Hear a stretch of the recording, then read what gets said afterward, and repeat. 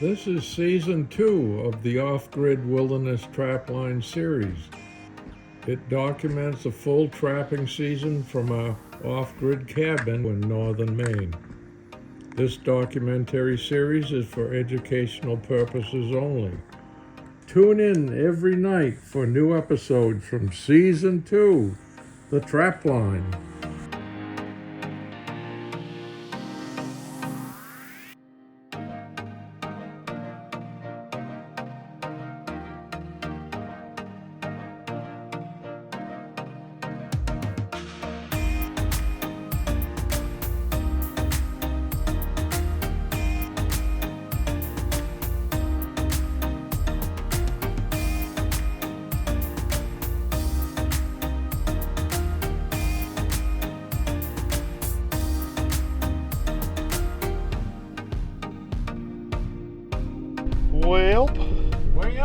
Well, we're on the line again, and I think we're pulling traps today, and coyote traps, and getting ready for the marten season. But I think we might have one more. One more would be good. Yeah. We only have 10 sets out, and 2 of them are doubles. So really, we're only trapping 8 locations right now for coyote. This is the early fox and coyote season, but marten season's quickly approaching, and we don't have everything quite ready yet. So we want to spend some more time working on our gear, on our riggings, get our poverty boxes ready to go, and that way we can be ready for opening day or opening week. So we're gonna pick up coyote traps today. Right now, we've caught as many exactly as we've caught last year, so anything today will be more than last year, which would be cool. You're always shooting for more, right? Like, yeah. It's not about the numbers, and really, but it is nice to always kind of challenge yourself and have somewhere to start from, right? Something to shoot for every year.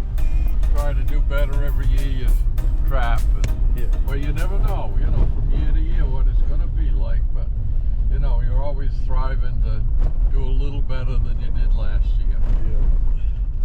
Yep, but if you guys are trapping at home, remember, it's not about competing with other trappers. That's always going to just come naturally.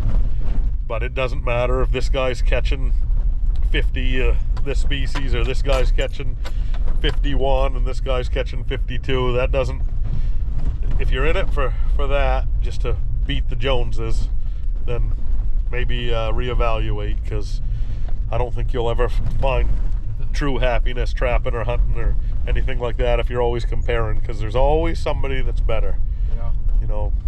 There's always going to be somebody that shoots a bigger deer or a wider rack or whatever. So Donnie and I have always looked at what we want to get out of hunting or trapping or fishing, and we're just kind of looking for the experience, the enjoyment, the learning, and trying to do things better and do them right.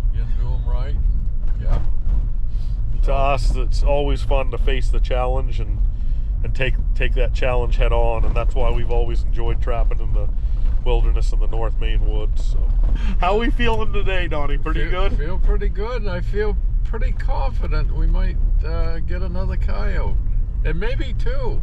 Fur was moving, should have been moving, right? Yeah, and we had some near misses yesterday. Yeah. And that's a positive sign that there's coyote around, and I'm pretty optimistic this morning. Yeah, you got to tell the folks at home what happened yesterday with that moose hunter we ran into. What moose hunter? The guy that didn't see us sitting there. Oh, yeah. There was a single guy in a pickup, and he was going along very slowly, and we were out checking traps on one of these roads, and he was coming towards us, so we stopped, and he was gawking out in the cut-in, looking for moose, obviously, and geez, it seemed like a minute that he was doing this. It's still coming at us. And still coming at us slowly, and all of a sudden turned and looked down the road and spotted us, and he yanked that old wheel over and thought he was gonna hit us, I guess. But we were a long ways away. We just chuckled and. Oh my God, I laughed. Yeah, we startled the heck out of him. Yeah. But he wouldn't admit he was startled. No, he said we didn't scare him. Yeah, it was so funny because the suspense was just building for Donnie and I. We were just sitting there watching this guy, and both of us didn't even say a word. We just started giggling because we knew by the time he looked up, he was going to be right on top of us. Yeah, he still had what, like 50, 60 feet? Yeah, he's really concentrating on hoping to see a moose, obviously. Yeah, and that happens up here. You drive a long ways without seeing another vehicle. Yeah. You get a little complacent. Yeah. And he just wouldn't take his eye off that chopping or in the woods. Yeah. And we finally looked up. He probably thought we were still coming at him, but we were sitting still. It was funny for us, but probably not so funny for him. It was so funny to me. I still laugh. Oh dear, yeah. Well, it's still pretty dark. We got, legal's probably in about 10 minutes for shooting time. I know, it's cloudy, so it isn't going to get light very early. Yeah, we got some clouds and fog, but we don't mind running the trap line early. You know, there's coyotes in it. We're trapping in intersections and on log roads, and it's moose season, so, you know, sometimes a moose hunter might see a coyote and jump out and put in a big old 30-06 hole in its side. That kind of is awful tough on the hide. Yeah. And sometimes they get embarrassed and take the coyote or take the trap and the coyote, so that's why we try to get out a little earlier than they are. Really good catch across the foot. It's a full-size coyote right there. Got that one in an MB 550. That seems to be the same area catch that we on the others. Yeah. High on the. Yep. Probably ought to just pull this one, huh? Yeah, might as well. Yeah, I mean, we could leave out one or two traps that we're driving by for tomorrow. Yeah. So there he is. Yeah, oh, geez, that's a heavy one. Yeah, he's. Wow. I mean, he's a Holy cow. He's a mature animal. Male. She is. She is. Oh my gosh, that's a heavy female. Yeah. I bet she's 40 pounds. Yeah. Wow. A lot of people hate them because they eat deer, but I don't blame them. If that thing right there can catch a deer and kill it, right, my hat's off to it. Oh, that's a good mature animal. Yep. Great. I don't mind showing dead animals on the channel. You know, I don't love it or love showing you guys dead animals, but a lot of you guys like to see the results on a trap line. But one thing you'll never see on our channel is an animal still alive in a trap. Like, you know, we catch coyotes in foothold traps because they're too smart to catch any other way. You can't catch them in a Connor bear or a cage trap or anything else. So the trap actually has to be super scent free. You wax them. It's got to be buried under the dirt and then completely camouflaged under the dirt. And then you still got to trick a coyote into stepping in that 1 or 2 inch square. So they're really hard to catch. And there's a lot of trapping channels out there that they'll do this monologue or talk to you, to the viewer, with the coyote still bouncing around in the background in a trap. I don't know why they do that, to be honest with you. There's no need of it. You guys know this coyote was in a foothold. I know it was in a foothold. I try to dispatch an animal as quickly as possible. You know, it's not suffering in the trap, but it's definitely at its lowest point. And, you know, every animal has dignity, and you want to, you know, you got that coyote at its lowest point. You know, any animal at its lowest point when it's about to die or when it's in a trap. So I try to take care of that, take care of the animal as quickly as possible, and then show you guys the aftermath of it rather than, you know, when it's happening. Because trapping's not for everybody. You know, I don't like to turn on somebody's channel and see a bear, you know, fighting a trap. You know, I know it happens, and I'm not opposed to it, and I'm not against it. I haven't done it yet, but I don't like seeing that. I don't mind seeing a dead bear, but for some reason I don't love seeing them fighting a trap or a cable snare or something like that. So So that's why you'll never see it on my channel, guys. And if you have trapping channels, maybe consider doing the same, you know, showing. I think it's perfectly fine to show people the aftermath if they want to see it. But not everybody has to see every part of it unless they're doing it themselves. So that's why you won't see a live animal ever on my channel, and I can make that to you viewers now, you guys, so you know that, and you know, try to give every animal respect that you're killing, whether you're going to eat it, skin it, or just dispatch it, you know. So that's one of the ways that I try to give them a little bit of that respect. But there it is. There's a absolutely giant female. That is, man, she's got some shoulders on her. That's, yeah, that's we're a gonna heavy. have to weigh that one, Donnie. That's a heavy animal. Yep. So got that one. It's sadly it's our last day of trapping season for coyote. Coyote. I mean, we got 2 more months we could trap coyote, and maybe we'll throw some sets out after we get all our marten traps out. But the most important thing right now is to get ready for marten and fisher season and start getting those traps out. And there's a lot of competition on the line. There'll be some gravy lickers up here this year, so we want to try to get our stuff out there, you know, as quickly as possible. So with coyote traps, you got to check them once every 24 hours. So we're on like a super early check, and it takes an hour to 3 hours a morning, depending on how big the line is. So we need that hour back, and we're going to put that towards other fur bearers, and we might do an otter and beaver line as well this year. So follow along.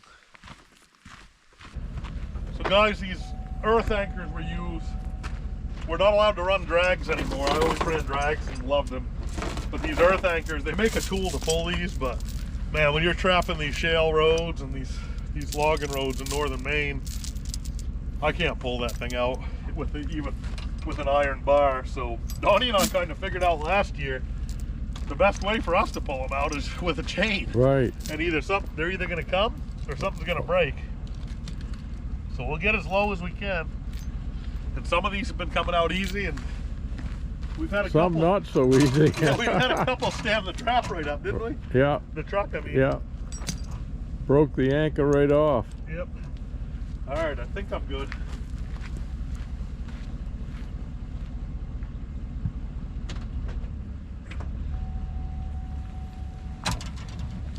Yep. Get it? Yeah.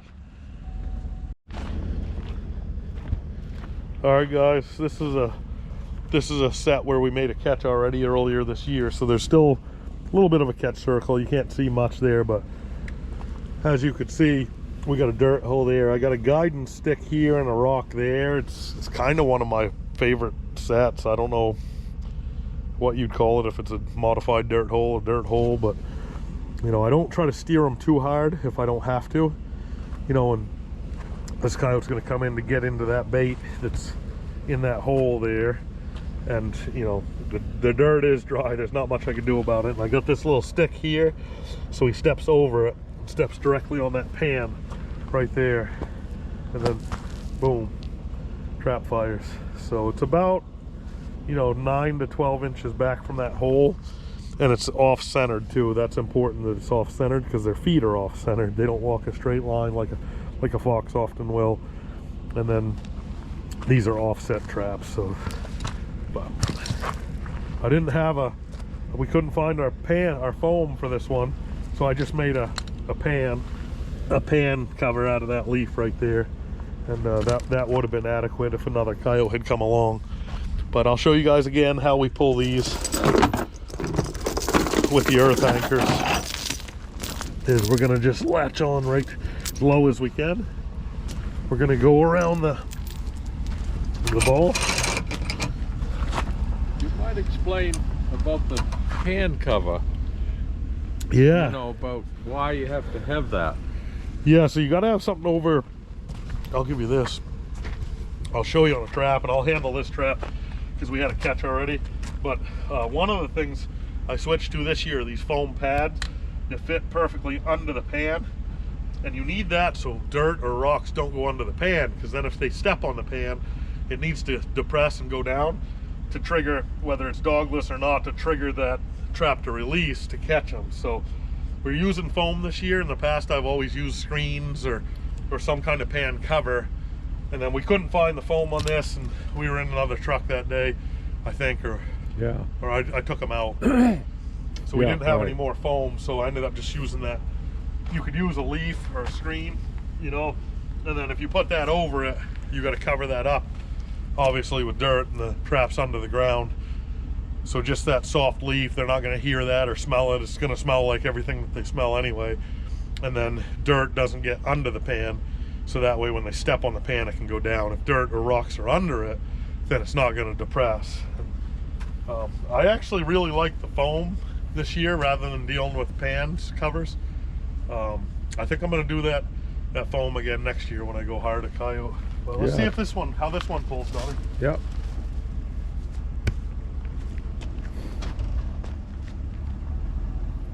Ooh. Oh. Good. Lose anything? Yeah, little more resistance on that one. That one had a couple pounds of pull on it.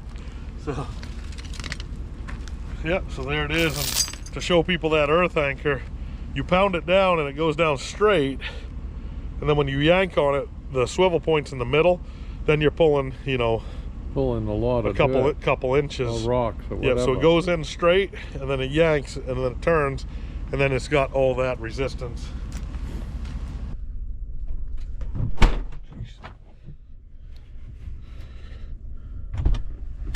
I think that back door shut. Huh? I think the back door shut.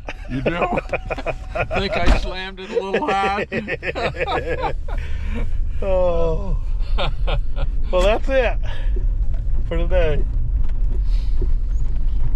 Yeah, on the trap line. Yep. We got some traps to take care of in camp. Wooden box traps. Get those rigged up. But so we got quite a few of them done yesterday. A lot to do today. A lot to do. Got to go get some cedar. Yep. Boards, and before the rain hits us tonight, tomorrow. Lot to do. Man, loving it. Let's do it. Yeah, better than sitting around in camp. One thing we never run short of is stuff to do. No. The trouble is we run short of time.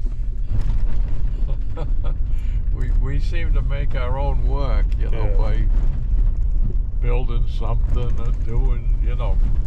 But that's the fun part of it. It doesn't seem like work when you're doing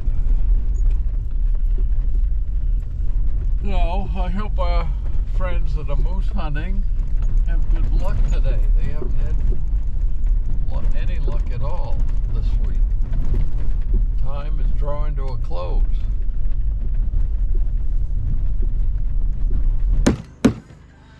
That's what they want us to do, Donnie.